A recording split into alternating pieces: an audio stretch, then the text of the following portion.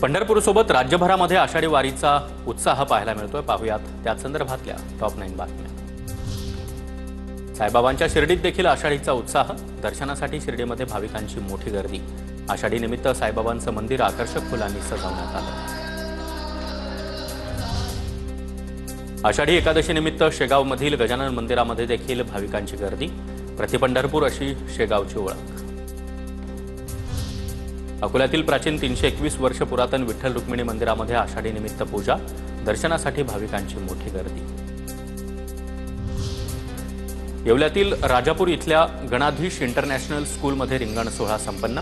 शिक्षणाची वारी विठ्ठलाच्या दारी असा मजकूर असणारं फलक हातात घेत विद्यार्थ्यांनी गावातून दिंडी काढली।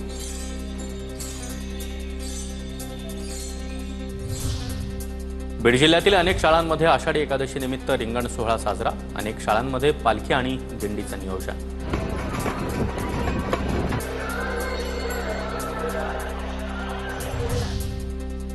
रत्नागिरी जिल्ह्यातील देवरुखमध्ये पाण्यामध्ये विठुरायाची रांगोळी साकारली। रांगोळी कलाकार विलास रहाटे यांच्याकडून विठ्ठलाची रांगोळी साकारण्यात आली।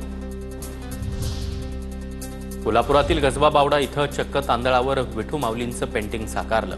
मायक्रो आर्टिस्ट अशांत मोरे यांची कलाकृती विठुरायाच्या चरणी ही कला अर्पण करण्यात आली। अमरावतीच्या आशुतोष खंडारे यांनी पेन्सिलवर विठ्ठल रुक्मिणी कोरले। विठ्ठल रुक्मिणीची पेन्सिलवर मूर्ती करून भाविकांना शुभेच्छा देण्यात आल्या। पेन्सिलवरील मूर्ती सोशल मीडियावर व्हायरल। वसईच्या भाताने गावातील चित्रकार कौशिक दिलीप जाधव यांनी नारळामध्ये विठ्ठलाचं चित्र रेखाटलं।